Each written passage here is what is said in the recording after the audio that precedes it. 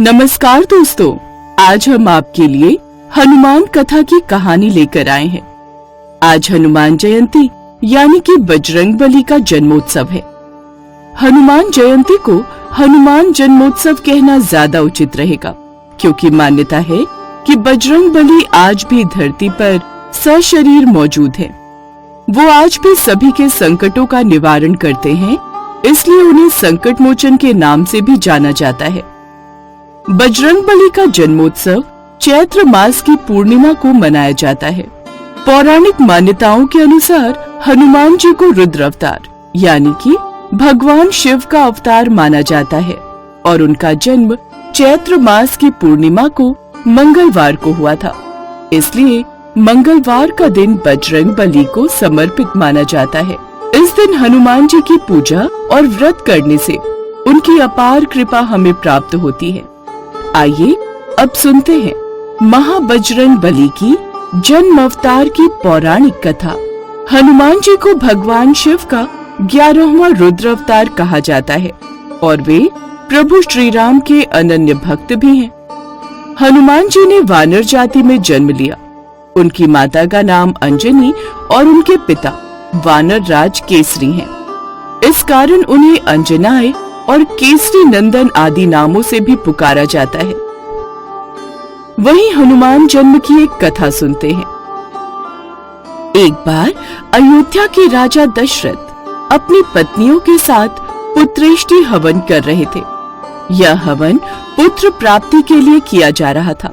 हवन समाप्ति के बाद गुरुदेव ने प्रसाद की खीर तीनों रानियों में बांट दी। कैकई को जब खीर मिली तभी वहां एक चील आ गई और उसने झपट्टा मारकर खीर का एक भाग उनसे छीन लिया और उसे अपने मुंह में लेकर उड़ गई। उड़ते उड़ते रास्ते में जब चील अंजना माता के आश्रम के ऊपर से गुजर रही थी तो माता अंजना ऊपर की ओर देख रही थी और उनका मुंह खुला होने की वजह से खीर उनके मुंह में गिर गई और उन्होंने उस खीर को गटक लिया। इससे उनके गर्भ में शिव जी के अवतार हनुमान जी आ गए और फिर उनका जन्म हुआ। एक दूसरी कथा के अनुसार एक दिन माँ अंजनी पर्वत के शिखर पर खड़ी सूर्य देव के तेज और खूबसूरती में लीन थी। तभी वहाँ बहुत तेज हवा चलनी शुरू हो गई। हवा का वेग इतना तीव्र था कि उनके वस्त्र उड़ने लगे। उन्होंने सोचा कि जरूर ये किसी दानव या असुर की उदंडता हो सकती है। वो क्रोधित होकर बोली, ये कौन अभद्र है जो मेरी जैसी एक पति परायण स्त्री का अपमान करने की चेष्टा कर रहा है। तभी उनके सामने पवन देव प्रकट हुए और क्षमा मांगते हुए बोले, देवी आप शांत हो जाएं और हमें माफ कर दें। आपके पति को जो वरदान प्राप्त है उसके अनुसार आपको मेरे समान एक शक्तिशाली पुत्र प्राप्त होगा। इसी वरदान को पूर्ण करने की विवशता में मैंने आपके शरीर को स्पर्श किया है। मेरे स्पर्श करने के माध्यम से रुद्रदेव का एक अंश भी आपके शरीर में प्रवेश कर चुका है।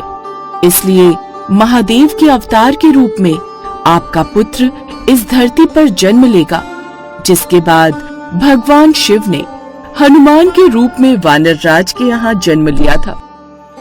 कार्तिक कृष्ण चतुर्दश में हनुमान जी ने माँ अंजनी के गर्भ से जन्म लिया था। मान्यता है कि सूर्योदय होते ही अंजनी पुत्र को तेज भूख लगने लगी। माता अंजना उनके लिए फल लाने को गई और इधर आसमान में चमक रहे लाल वर्ण के सूर्य को फल मानकर वो उसे लेने के लिए आसमान की ओर उछल गए। लेकिन उस रोज अमावस्या होने के कारण सूर्य का ग्रह शनि राहु आया हुआ था, किंतु हनुमान जी को दूसरा राहु मानकर वो वहां से भाग। सूर्य को कहीं हनुमान जी निगल न जाए, इसलिए वहां पर इंद्रदेव जी प्रकट हुए और बिना कुछ सोचे समझे उन्होंने हनुमान जी पर प्रहार कर दिया। इंद्रदेव के ऐसा करने से उन्होंने हर प्राणी मात्र का वायु का संचार रोक दिया। तभी सभी देवतागण वहां प्रकट हुए और उन सब ने उन्हें वरदान दिए। हनुमान जयंती के मौके पर हर साल इस दिन बजरंगबली की पूरे विधि विधान से पूजा अर्चना की जाती है। मंदिरों में कई शुभ मांगलिक कार्यक्रम भी किए जाते हैं और लोग अपनी मनोकामनाएं पूरी करने की कामना करते हैं। यदि आप हनुमान जन्मोत्सव के दिन मंदिर जाकर हनुमान जी की पूजा नहीं कर पा रहे हैं, तो घर बैठे आप कुछ नियमों का पालन करके पूजा कर सकते हैं। हनुमान जयंती के मौके पर जो लोग व्रत रख रहे हैं, उन्हें पूरे दिन ब्रह्मचर्य का पालन करना होगा।